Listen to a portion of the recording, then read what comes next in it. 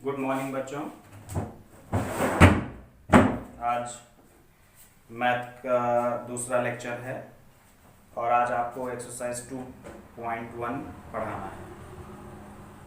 तो सभी बच्चे अपनी अपनी किताब सामने रख लें। किताब सामने रखेंगे तभी बेहतर समझ पाएंगे।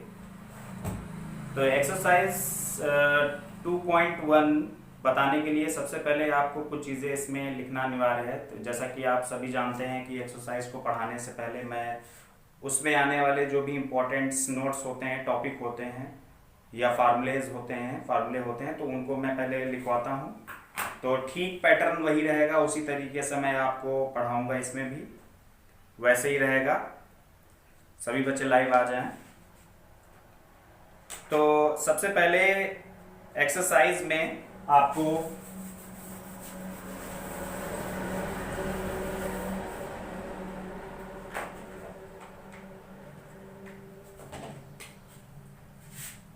एक्सरसाइज 2.1 में सबसे पहला पॉइंट आपको डालना होगा इसमें मुख्य मान। तो सबसे पहली हेडिंग आप डालेंगे मुख्य मान। तो मुख्य मान क्या होता है? पेज नंबर 46, किताब के पेज नंबर 46 पे आप देखिए नीचे जो टिप्पणी लिखी हुई है उस टिप्पणी में तीसरा जो पॉइंट है वो डिफिनीशन है। ये आपको पूरी उसमें लिख लेना है। प्रश्नावली 2.1 डालेंगे, उसके बाद मुख्य मान में ये पेज नंबर 46 पे टिप्पणी जहां पे लिखी हुई है उसका थर्ड पॉइंट मुख्य मान लिखा हुआ है। तो वो क्या लिखा हुआ है उसको मैं समझाता हूं। उसमें लिखा हुआ है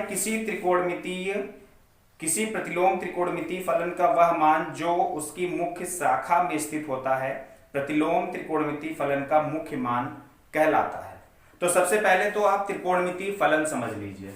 आपको मालूम है कि फलन होता है y is equal to f x. तो ये फंक्शन का व्यापक रूप होता है y is equal to f x. अगर y is equal to suppose that sine x दे रखा है तो यानी y is equal to f x, तो इसका मतलब it means f x is equal to sine x भी लिखा जा सकता है। तो ये आपका त्रिकोणमितीय फलन है क्योंकि यहां पर एफ एक्स जो है वो साइन एक्स है। Sine cos tan cos x sec cot में अगर होगा तो उसको हम बोलेंगे त्रिकोणमितीय फलन। अगर इसी तरीके से y is equal to f x और यही चीज आपका साइन इनवर्स एक्स हो जाए, ध्यान देना अगर एफ एक्स है तो यहां पर भी एक्स होना चाहिए, तभी ये फंक्शन एफ एक्स का एक्स के टर्म में साइन इनवर्स लगा हुआ है। तो इसलिए इसको बोलेंगे प्रतिलोम त्रिकोणमितीय फलन। अब इसकी जगह पर साइन इनवर्स भी हो सकता है, कॉस इनवर्स भी हो सकता है, टेन इनवर्स भी हो सकता है और जस्ट इसके opposite cosec inverse, sec inverse और कॉट इनवर्स भी हो सकते हैं। ठीक है, तो त्रिकोणमितीय फलन आप समझ गए। तो आगे बढ़ते हैं। किसी प्रतिलोम त्रिकोणमितीय फलन का वह मान जो उसकी मुख्य शाखा में स्थित होता है प्रतिलोम त्रिकोणमितीय फलन का मुख्य मान कहलाता है। तो ये डिफिनीशन आप पढ़ लीजिए, इसको लिख लीजिए, फिर उसके बाद आगे आप देखिए कि क्या होता है मुख्य मान। मुख्य मान जैसे इसी पेज नंबर 46 पे ही देखिए ऊपर एक ग्राफ बना हुआ है जहां पे लिखा है साइन इनवर्स सच दैट बड़े ब्रैकेट में -1, 1 इज टेंड टू -π/2, π/2 और ये आपका बड़े ब्रैकेट के अंदर में। उसी तरीके से कॉस इनवर्स में दे रखा है, कॉसेक दे रखा है इनवर्स में, सेक इनवर्स, टेन इनवर्स और कॉट इनवर्स में दे रखा है। तो ये जो इसमें दे रखा है ये इसका मुख्य मान है, त्रिकोणमितीय फलन का मुख्य मान है। जैसे आगे दे रखा है साइन इनवर्स, जैसे कोई फंक्शन है f x is equal to sine inverse x दे रखा है। तो इसका मतलब इसमें जो यहां पर साइन इनवर्स एक्स के लिए जो मुख्य मान होगा वो आपका टेंड करेगा -π/2 से π/2। ये इस तरीके से दे रखा है।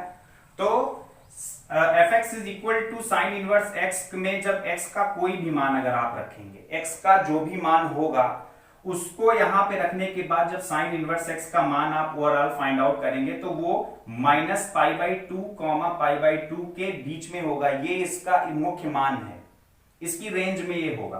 अब यहां पर ब्रैकेट का भी बहुत ही महत्व है, ध्यान देना। ये यहां पर आपका बड़ा ब्रैकेट लगा हुआ है, आगे आप अगर देखेंगे तो इसी तरीके से कॉस इनवर्स में भी बड़ा ब्रैकेट लगा हुआ है।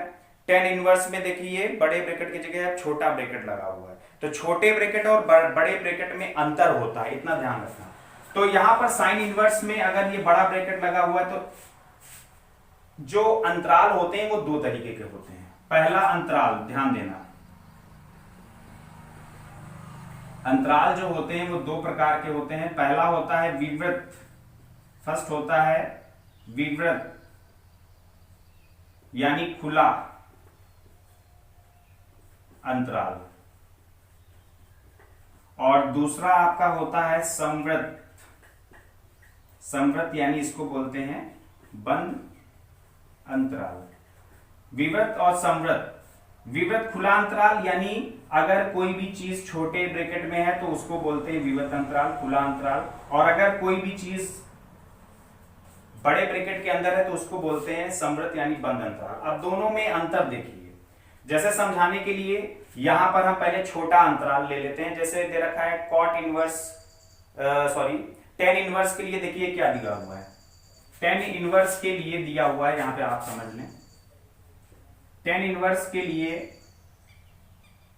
तो हम ये मान लेते हैं कि टेन इनवर्स एक्स है और इसका रेंज यहां पर छोटे ब्रैकेट में दे रखा है π/2 से π/2 इसमें, और यहां पर इसी तरीके से साइन इनवर्स एक्स में दे रखा है बड़े ब्रैकेट में -π/2 से π/2 बड़ा ब्रैकेट है। दोनों में अंतर समझ लीजिए। ये आपका विवृत अंतराल है, ये आपका संवृत यानी बंद अंतराल है। इसमें क्या है कि -π/2 और π/2 के बीच में जितने भी मान हैं वो सभी मान इसमें शामिल हैं। टेन इनवर्स एक्स का जो भी मान आएगा वो -π/2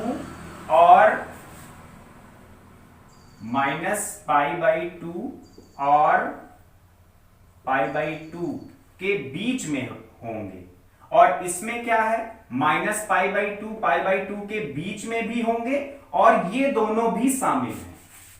दोनों में अंतर समझ में आ रहा है ना? समझ लीजिए, ब्रैकेट का बहुत ही महत्व है।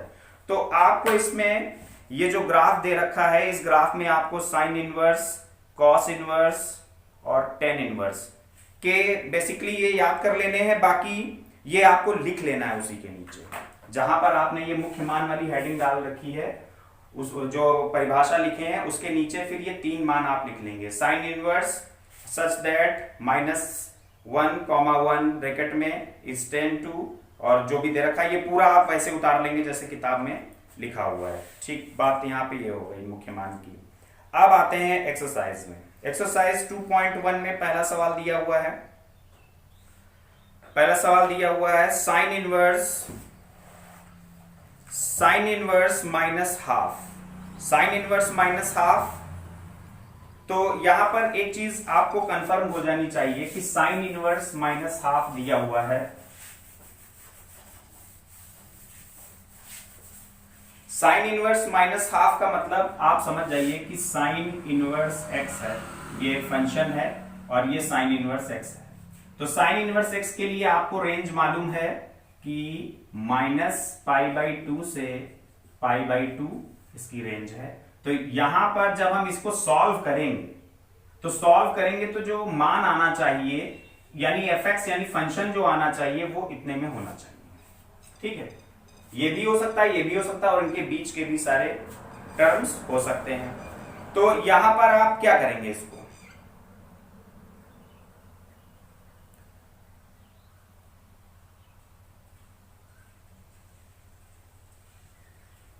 साइन इनवर्स, तो ये मान लेते हैं कि y = fx फंक्शन ही है, और साइन इनवर्स, और यहां पर दे रखा है -1/2 दे रखा है।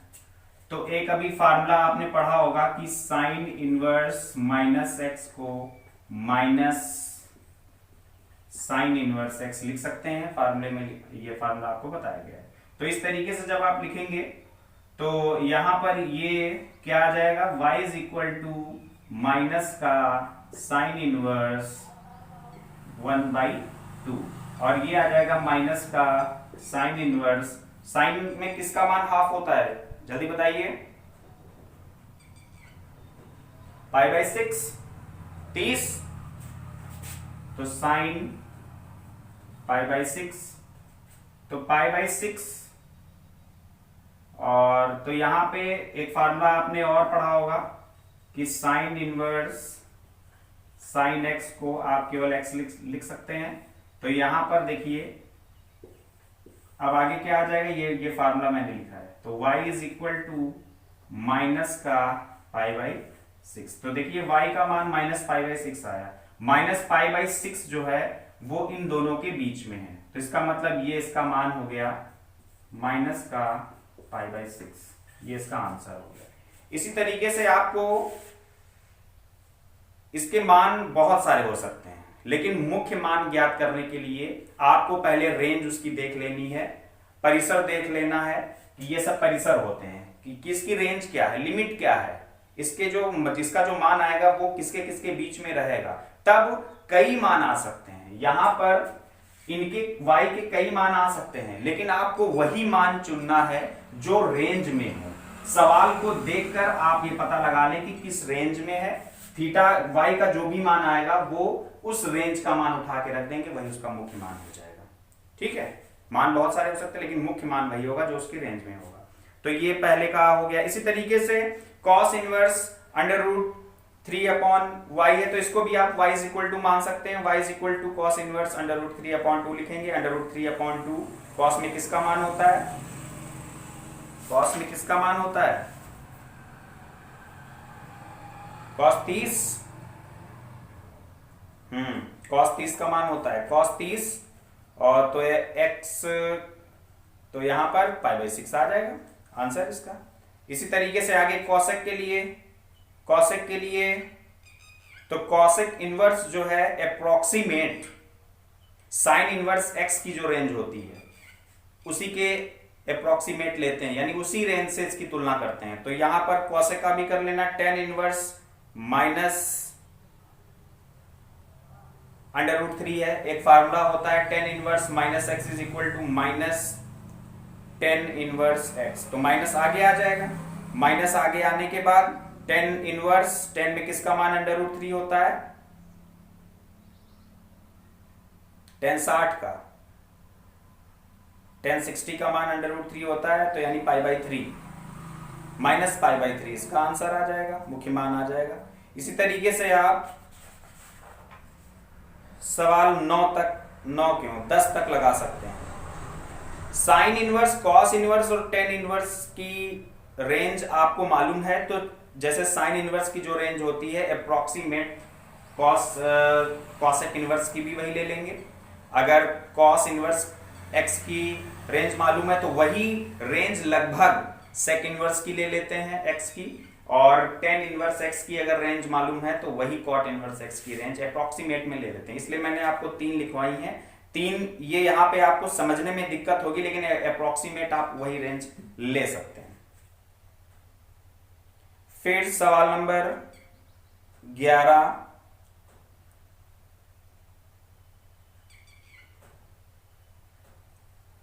फिलहाल आज आप लोग सवाल नंबर 10 तक लगाइए, फिर उसके बाद आगे नेक्स्ट क्लास होगी। वीडियो बहुत ज़्यादा लंबी हो जाएगी, तो इसलिए आप इतना इसको रखिए। अपलोड करने में बहुत ज़्यादा दिक्कत होती है, वीडियो बहुत लंबी हो जाती है, यूट्यूब पे अपलोड नहीं होती है।